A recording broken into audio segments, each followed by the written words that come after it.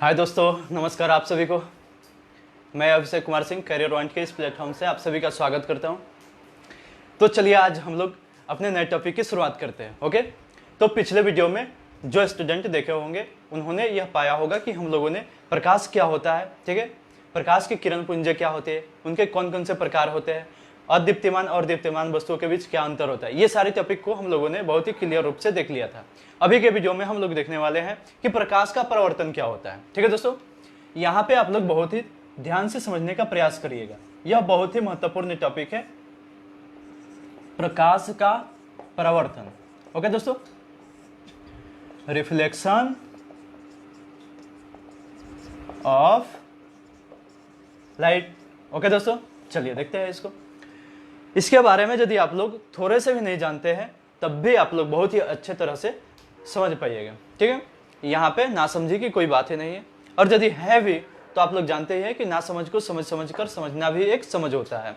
तो यहाँ पे हम लोग इसे बहुत ही अच्छी तरह से समझने का प्रयास करेंगे। अतः यदि आप लोग पढ़े हो या ना पढ़े हो, इससे कोई फर्क नहीं पड़ने वाला है, आप लोग इसे बहुत ही अच्छी तरह से समझने वाले हैं आज। ओके दोस्तों, तो चलिए इसकी शुरुआत करते हैं। हम लोग प्रकाश के परावर्तन को समझने से पहले सबसे पहले हम लोग कुछ विशिष्ट बातों को देख लेते हैं। ओके, पहला देखेंगे हम लोग पारदर्शी वस्तुएं। ठीक है दोस्तों, पारदर्शी वस्तुएं। दूसरा देखेंगे हम लोग पारभासी वस्तुएं।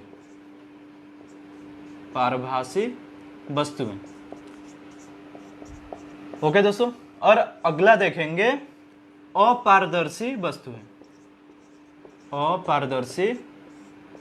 वस्तुएं। ठीक है दोस्तों, गौर फरमाइएगा आप लोग इस पे। ये जो पारदर्शी वस्तुएं है ना, इससे कभी भी, यहां पे मैं आप लोगों को फिगर बना के समझा देता हूं।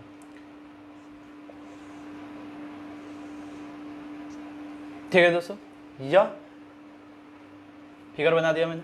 यहां पे देखिए, पारदर्शी वस्तुएं वे वस्तुएं होती है जिनसे होकर प्रकाश किरणें एक पार से दूसरे पार जा सके। ठीक है, यहां पे देखिए, मान लीजिए कि कोई प्रकाश किरणें हैं, ठीक है, किसी प्रकाशीय स्रोत से इस पे आपतित होती है, यानी इससे आकर के टकराती है। तो यदि यहां पे किसी भी प्रकार का पारदर्शी वस्तु रहता है तो वह किरणें इससे टकरा करके वापस जाने के बजाय इसको पार कर जाती है। ठीक है दोस्तों, यानी इसको आर पार कर देती है, और यही कारण है कि यह वस्तुएं पारदर्शी वस्तुएं कहलाते हैं। जैसे कि कांच। ठीक है दोस्तों, यह क्या हो गया, पारदर्शी वस्तु हो गया। इसके अलावा क्या है, जल यानी पानी जो होता है वह भी पारदर्शी वस्तु के ही अंतर्गत आता है। कोई प्लास्टिक वाला झिल्ली देखे हैं आप सफेद कलर का, वह भी पारदर्शी वस्तु है। इस तरह करके हम लोगों ने यही पाया कि वैसी वस्तुएं जिनसे हो करके प्रकाश किरणें एक तरफ से दूसरी तरफ जा सके, अर्थात उसको आर पार कर सके, तो वैसी वस्तुओं को हम लोग क्या कहेंगे, पारदर्शी वस्तुएं। ठीक है, इसके बाद हम लोग देखते हैं पारभासी वस्तुओं को। यहाँ पे देखिए, यहाँ पर भी मैंने एक फिगर बना दिया। यहाँ पे फिगर ऐसा ही नहीं होगा, फिगर बनाने का मतलब यह नहीं हुआ कि पारदर्शी वस्तुएं ऐसे ही होगी। ठीक है, यहाँ पे मैं एक संरचना बना के आप लोगों को समझाने का प्रयास कर रहा हूं। तो प्रभासी वस्तुएं वे वस्तुएं होती है जिनसे प्रकाश किरणों के पुंज में से कुछ ही प्रकाश किरणें उससे हो करके एक पार से दूसरी पार जा सकती है। ठीक है, अन्यथा बाकी सभी प्रकाश किरणें वहां से मुड़ करके वापस चली आती है। ठीक है, यहाँ पे आप लोग देखिए, जैसे मान लीजिए कि यह किसी प्रकाशीय स्रोत से प्रकाश की किरणें परभासी वस्तुओं पे पड़ती है। ठीक है, और जैसे ही वह प्रभासी वस्तुओं पे पड़ती है तो इनमें से कुछ किरणें वहां से रिटर्न अपने पहले वाले माध्यम में ही वापस आ जाती है। ठीक है, जबकि कुछ जो वस्तुएं होती है वह इसको आर पार कर जाती है। ठीक है, कुछ जो किरणें होती है वह आर पार कर जाती है, तब ऐसी वस्तुओं को हम लोग प्रभासी वस्तुएं कहेंगे। ठीक, तो प्रभासी वस्तुओं का डेफिनेशन हम लोगों ने यही पाया कि वैसी वस्तुएं जिन पे यदि किसी प्रकार की प्रकाश किरणें आती है तो उनमें से कुछ तो प्रकाश किरणें उसको पार कर जाती है, मगर अधिकांश जो प्रकाश किरणें होती है वह पुनः अपने माध्यम में लौट जाती है। तो उन वस्तुओं को हम लोग पारभासी वस्तुएं कहेंगे, जैसे तैलीय कागज। ठीक है, तैलीय कागज, आप लोगों ने देखा होगा कि यदि किसी कागज के पन्ने पे तेल गिर जाता है, ठीक है, तो वह हल्का पारदर्शी का गुण अपना लेता है, ठीक है। अर्थात यदि उससे हम लोग कुछ देखने का प्रयास करते हैं तो वह बहुत ही धुंधला दिखाई देता है। अर्थात कुछ ही प्रकाश से किरणें जाती है, उस वस्तु से होकर के टकराती है और वही हमारे नेत्र तक आती है। यदि सारी प्रकाश किरणें उस वस्तु से जाकर के टकराती, कागज को पार करके, तो वह कागज हमारे लिए पारदर्शी हो जाता है, ठीक है, क्योंकि उसको हम लोग स्पष्ट रूप से देख पाते हैं। मगर वहां पे तो सारी किरणें इसको क्रश करती नहीं है, कुछ ही किरणें जाकर के क्रश करके उससे टकराती है और वही जो प्रकाशीय किरणें हैं पुनः हमारे नेत्र तक पहुंचती है, जिसके कारण वह धुंधला दिखाई देता है, ठीक है। तो यहाँ पे हम लोगों ने देखा प्रभासी वस्तुओं को और उसके अंतर्गत कुछ एग्जाम्पल भी देखे, जैसे तैलीय कागज के पन्ने, ठीक है। उसके बाद जैसे धुआं देखे होंगे, ठीक है, धुआं से भी यदि कहीं पे धुआं है और उसके एक पार से दूसरे पार हम लोग देखने की कोशिश करते हैं तो उसके जो पार की वस्तुएं होती है वह हमें धुंधली दिखाई देती है, यानी स्पष्ट दिखाई नहीं देती है। उसका भी यही कारण है कि जो उस वस्तु से टकरा करके किरणें हमारे नेत्र तक आने चाहिए थे वे नहीं आ पाती है, उससे कुछ ही किरणें हमारे नेत्र तक आ पाती है, जिसके कारण हमें वह वस्तु धुंधला दिखाई देते हैं। उसके बाद घना कोहरा भी हो गया, कोहरे में भी हमें सभी वस्तुएं स्पष्ट दिखाई नहीं देती है। तो यहाँ पे हम लोगों ने पारदर्शी और प्रभासी वस्तुओं को देखने का कोशिश किया। अब हम लोग देखते हैं कि अपारदर्शी वस्तुएं क्या होती है। यहाँ पर हम लोगों ने एक संरचना बनाई, ठीक, और यहाँ पे हम लोग देखेंगे कि वैसी वस्तुएं जिनसे हो करके प्रकाश किरणें एक पार से दूसरे पार नहीं जा सकती है, ठीक है, अर्थात वैसी वस्तुएं जिन्हें प्रकाश किरणें पार नहीं कर सकती है, ओके दोस्तों, उसे हम लोग अपारदर्शी वस्तुएं कहेंगे। मान लीजिए कि यह किसी प्रकाश स्रोत से प्रकाश की किरणें इस अपारदर्शी वस्तुओं पे आपतित होती है, ठीक है, और जैसे ही इस पे आपतित होगी तो अपारदर्शी वस्तुओं का यह गुण ही होता है कि वह अपने अंदर से होकर के प्रकाश किरणों को कभी भी क्रश नहीं करने देगा, अर्थात इन्हें यहीं से रिफ्लेक्ट कर देगी, यानी जिस मार्ग से यह प्रकाश किरणें आती हैं इस पे, उसी मार्ग से वह पुनः वापस भी हो जाती है, ठीक है दोस्तों। तो अपारदर्शी वस्तुओं का डेफिनेशन हम लोगों ने यही देखा यहाँ पे कि वैसी वस्तुएं जिनसे हो करके प्रकाश की किरणें एक तरफ से दूसरी तरफ नहीं जा सके, अर्थात उस वस्तु को प्रकाश किरणें क्रश ही नहीं कर सके, तो वैसे वस्तुओं को हम लोग क्या कहेंगे, अपारदर्शी वस्तुएं, ठीक है दोस्तों। तो यहाँ पे जो प्रकाश के परिवर्तन को समझने के लिए मुख्य घटक थे पारदर्शी, पारभासी और अपारदर्शी वस्तुएं, उनको हम लोगों ने देखा। अब हम अपने टॉपिक पे आगे बढ़ते हैं, ओके, चलिए।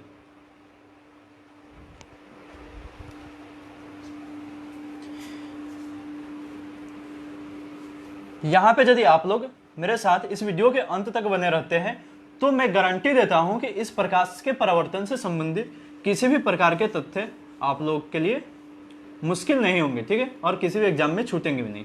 तो यहाँ पे आप लोग थोड़ा गौर फरमाइएगा और सही से ध्यान दीजिए, ओके, चलिए। इसके बाद देखिए हम लोगों ने देख लिया पारदर्शी, पारभासी और अपारदर्शी वस्तु, ओके दोस्तों। प्रकाश के किरण से भी आप सभी परिचित हैं, ओके।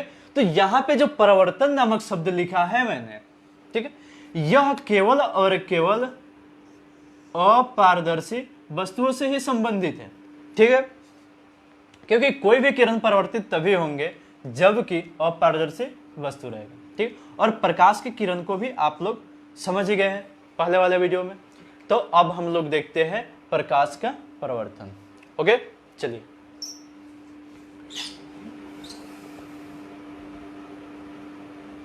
यहां पे देखिए, यह मान लीजिए कि हमारा कोई अपारदर्शी सतह है, ठीक है, या जैसे जनरली आप लोग दर्पण का नाम सुनते हैं, ठीक है, और दर्पण को लेकर के आप लोग बहुत अच्छे से समझते भी हैं। मान लीजिए कि यहाँ पे एक समतल दर्पण है, दर्पण को तो मैं अलग से एक वीडियो में समझाऊंगा, मगर यहाँ पे केवल आप लोग यही समझिए कि यह जो दर्पण मैं बनाने जा रहा हूं यह समतल दर्पण है, ठीक है। समतल दर्पण में यदि आप लोगों ने देखा होगा तो पाया होगा कि एक साइड का जो सतह होता है वह बिल्कुल ही चमकीला होता है, ठीक है, बिल्कुल ही मुलायम होता है, और दूसरी तरफ उसको पेंट किया रहता है, ठीक है, क्योंकि जब कोई पारदर्शी कांच होता है तो उसको अपारदर्शी बनाने के लिए उस कांच के पीछे चांदी का एक पतली परत चढ़ाया जाता है, ठीक है, जिसे रजतीकरण भी कहा जाता है, और उसी चांदी के परत के ऊपर से लाल या किसी भी गहरे रंग का पेंट कर दिया जाता है ताकि वह खुरचे नहीं, ठीक है। तो वही मैंने इस दर्पण के पीछे कलई कर दिया है, यानी रजतीकरण कर दिया है, ताकि जब कोई प्रकाश की किरण इस पे पड़े तो इसको क्रश नहीं कर सके। ओके, अब देखिए यही हमारा सरफेस हो गया, ठीक है दोस्तों, यही हमारा सरफेस अर्थात आधार हो गया। ओके दोस्तों, और यह भी जो हमारा सरफेस है इसे मान लेते हैं कि अपारदर्शी है। आप लोग को समझने में किसी प्रकार का परेशानी नहीं होगी, ठीक है। अब देखिए यहां पे मैंने एक दर्पण बनाया, कौन सा दर्पण? समतल दर्पण। और यह जो समतल दर्पण है वह एक आधार पे रखा गया है, एक सरफेस पे रखा गया है। यहां पे मान लीजिए कि कोई प्रकाशीय स्रोत रखा गया है, ठीक है दोस्तों, और इस प्रकाशीय स्रोत से कुछ किरणें निकलती है, ठीक है दोस्तों, प्रकाशीय स्रोत है और यहां से कुछ किरणें निकलती हैं। ओके, ठीक है दोस्तों, यहां पे जो यह किरण पुंज इधर जा रहा है, यह कौन सा किरण पुंज है? यदि आप लोगों ने वीडियो को देखा होगा पिछले वाले, तो आप लोगों ने यही पाया होगा कि यह जो किरण पुंज मैंने यहाँ पे खींची है यह अपसारी किरण पुंज है, ठीक है दोस्तों, क्योंकि यह एक बिंदु से चारों तरफ फैली हुई है। ओके, अब देखिए जैसे ही यह प्रकाश की किरण पुंज दर्पण पे पड़ती है तो इनकी जो प्रत्येक किरणें होती है अब इस दर्पण को तो क्रश कर नहीं सकेगी, ठीक है। क्यों नहीं क्रश कर सकेगी? क्योंकि इसको रजतीकरण कर दिया गया है, इसको अपारदर्शी बना दिया गया है, इसको कलई कर दिया गया है, ठीक। अब जैसे ही इस पे टकराएगी ये पुनः अपने ही माध्यम में वापस आएगी, ठीक है, पुनः अपने ही माध्यम में वापस आए, ठीक। और किन्हीं प्रकाश किरणों द्वारा किसी सतह से टकराकर पुनः अपने माध्यम में ही वापस आने की घटना को ही प्रकाश का परावर्तन कहते हैं, ठीक है दोस्तों, प्रकाश का परावर्तन कहते हैं, प्रकाश का परावर्तन। यहां पे यदि आप लोग माध्यम नहीं समझ पा रहे होंगे तो मैं आप लोगों को बता दूं कि जैसे ये मान लीजिए कि वायु, ठीक है, यहाँ पे जल, ठीक है, इसके बाद मान लीजिए कि यहाँ पे कोई लोहा रखा हुआ है। तो देखिए माध्यम का मतलब हुआ कि किसी पदार्थ की रासायनिक जो संरचना होती है उसी पर निर्भर करना है। अर्थात यह कि यदि वायु से कोई प्रकाशीय किरणें गुजरेगी तो उसे बहुत ही कम दिक्कत का सामना करना पड़ेगा, ठीक है। यानी जो वायु के अणु होते हैं वह एक दूसरे से थोड़ा विरल अवस्था में होते हैं, जिससे प्रकाश किरणें आसानी से निकल जाएंगे, ठीक है। और जो जल के अणु होते हैं वह वायु के अपेक्षा थोड़े सघन होते हैं, जिससे प्रकाश किरणों को इससे होकर गुजरने में थोड़ा कठिनाई होती है। और जो लोहा होता है वह वायु और जल के अपेक्षा बहुत ही अधिक इसके अणु सघन होते हैं, जिससे लोहा से प्रकाश किरणों को गुजरना बहुत ही मुश्किल होता है। अर्थात हम लोगों ने देखा कि तीनों पदार्थ की जो रासायनिक अवस्थाएं हैं, जो रासायनिक संरचना है, ठीक है, उसमें डिफरेंस है, ठीक है। यानी तीनों विभिन्न प्रकार की रासायनिक संरचना से बने हुए पदार्थ हैं। वही रासायनिक जो संरचना है वह माध्यम को दर्शाता है, ठीक है। अर्थात यदि वायु से कोई प्रकाशीय किरणें जल में प्रवेश करती है तो हम लोग यही कहेंगे कि वायु माध्यम से जल माध्यम में प्रवेश किया, अर्थात एक माध्यम से दूसरे माध्यम में गया। तो यहां पे हम लोगों ने देखा कि एक यहां पे सरफेस पे दर्पण खड़ा किया हुआ है हम लोगों ने, ठीक है, और इस तरफ भी एक अलग ही माध्यम है और वही माध्यम इधर भी है, ठीक है दोस्तों। या इधर मान लीजिए कि कोई जल ही है और इधर वायु ही है। तो यदि वायु से क्रश करता हुआ यह प्रकाशीय किरण दर्पण से टकराता है तो दर्पण से टकराने के बाद वह उसे क्रश नहीं कर पाएगा, वह पुनः अपने ही माध्यम में अर्थात वायु वाले माध्यम में ही पुनः वापस हो जाएगा, ठीक है। और जो प्रकाश किरणों का यह घटना होती है किसी सरफेस से टकरा करके पुनः अपने ही माध्यम में लौटना, और तो यही घटना प्रकाश का परावर्तन कहलाता है, ठीक है दोस्तों। पहले आप लोग इतनी बातें समझ लीजिए, इसके बाद हम लोग देखेंगे कि प्रकाश के जो परावर्तन के नियमें होती हैं, ठीक है, किस नियम का यह पालन करते हैं और वह नियम क्या क्या है उसे हम लोग देखते हैं। ओके, तो हम लोगों ने प्रकाश के परावर्तन में यही देखा कि जब कोई प्रकाशीय किरणें किसी समतल सतह से टकरा करके और उसे पुनः अपने ही माध्यम में वापस आती है तो उस घटना को प्रकाश का परावर्तन कहते हैं, अर्थात उसी को हम लोग रिफ्लेक्शन ऑफ लाइट की संज्ञा देते हैं, ठीक है दोस्तों। अब देखते हैं हम लोग प्रकाश के परावर्तन के नियम, ठीक है, प्रकाश के परावर्तन के नियम। ठीक है दोस्तों, यहाँ पे ध्यान दीजिएगा आप लोग, इस टॉपिक से जितने भी हम लोग तथ्य पढ़ते हैं उसमें सबसे महत्वपूर्ण तथ्य यही होता है, प्रकाश के परावर्तन का नियम।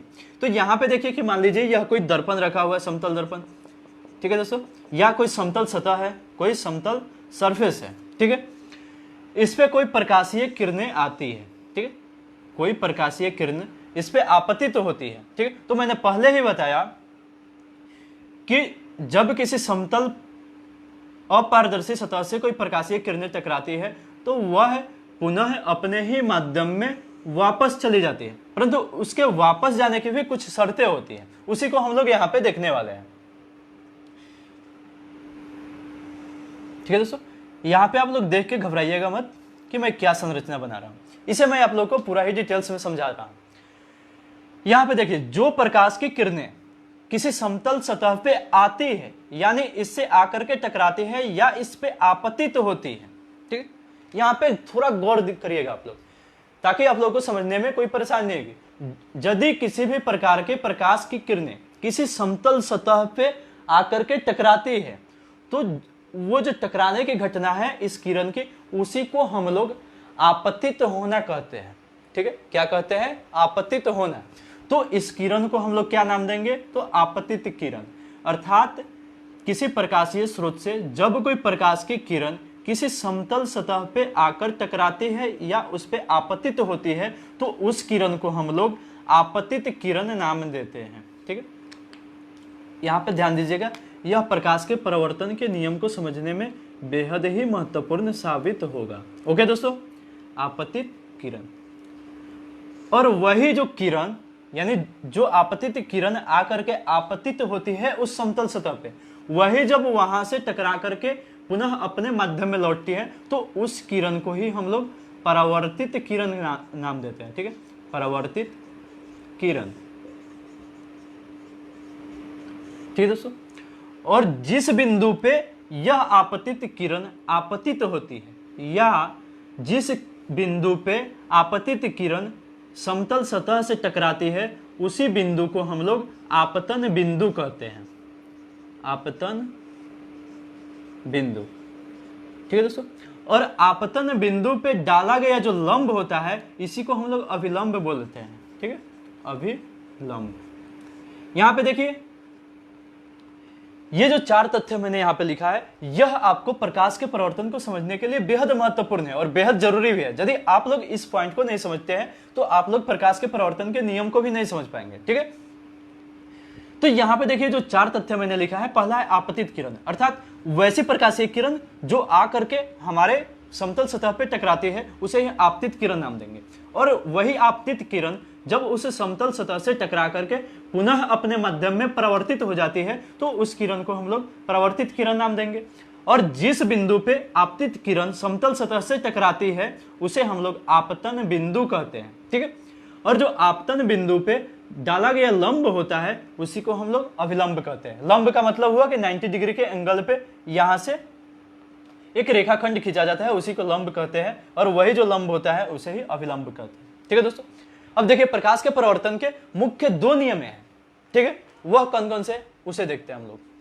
प्रकाश के परावर्तन के पहला नियम जो है वह कहता है कि आपतित किरण, परावर्तित किरण और आपतन बिंदु पे डाला गया अभिलंब तीनों समतल के एक ही तल में होते हैं, ठीक है।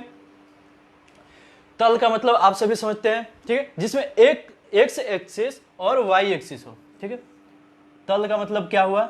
जिसमें एक्स एक्सिस और वाई एक्सिस हो, यानी सिर्फ उसमें दो ही बीमा हो, अर्थात कोई भी, जैसे कागज होता है वह भी समतल होता है, ये जो यहाँ पे बोर्ड है यह भी समतल होता है, जो मोबाइल का सरफेस होता है, ठीक है, वह भी समतल होता है या तल होता है, ठीक है। मगर जो यह है, यहाँ पे मार्कर लिया हुआ हूं मैं, यदि मार्कर की बात की जाए तो इसमें लंबाई, चौड़ाई और ऊंचाई तीनों है, तो यह जो है यह समतल नहीं कहलाएगा, ठीक है दोस्तों। अर्थात यदि तल की बात करते हैं तो उसके लिए केवल लंबाई और चौड़ाई का होना उसमें आवश्यक बताया जाता है। तो यहाँ पे हम लोगों ने पहले नियम को देखा कि आपतित किरण, परावर्तित किरण और आपतन बिंदु पे डाला गया अभिलंब समतल के एक ही तल में होते हैं या एक ही बिंदु पे होते हैं। फिर से रिपीट करता हूं मैं ताकि आप लोगों को किसी भी प्रकार की परेशानी नहीं हो इसमें। आपतित किरण, परावर्तित किरण और आपतन बिंदु पे डाला गया अभिलंब तीनों समतल के एक ही बिंदु पे होते हैं। ठीक है दोस्तों, क्लियर है आप लोगों को। इसके बाद जो दूसरा नियम है इसका, ठीक है, वह दूसरा नियम कहता है कि आपतित किरण और परावर्तित किरण दोनों आपस में बराबर होते हैं। यहां पे देखिए, अभिलंब किरण और अभिलंब, ठीक है, ये तीनों एक ही बिंदु पे होते हैं। और हमारा दूसरा नियम कहता है कि जो आपतन कोण होता है, अर्थात कोई कोण आर, ठीक है, सॉरी, जो आपतन कोण होता है कोण आई, वह परावर्तन कोण आर के बराबर होता है। ठीक है दोस्तों, तो यहां तक हम लोगों ने देखा कि प्रकाश के परावर्तन क्या है और प्रकाश के परावर्तन के कौन कौन से नियम है। ठीक है, और प्रकाश के परावर्तन को समझने के लिए हमें निम्नलिखित में से किन किन तथ्यों को जानना बहुत ही आवश्यक है, ठीक है, उसको हम लोगों ने देखा। इसके बाद हम लोग इसके आगे देखने का प्रयास करेंगे, ठीक है, या अगले वीडियो में हम लोग देखेंगे कि कोण आई बराबर कोण आर किस प्रकार से होता है, ठीक है, इतना क्यों लिखा जाता है, ठीक है, इसको सिद्ध करने का प्रयास करेंगे और उसको हम लोग देखेंगे। ठीक है दोस्तों, तो फिलहाल मैं इस वीडियो में यहीं पे आप लोग से विदा लेता हूं, फिर हम लोग मिलेंगे अगले वीडियो में अगले टॉपिक के साथ में। तब तक के लिए आप लोग से विदा लेता हूं, धन्यवाद।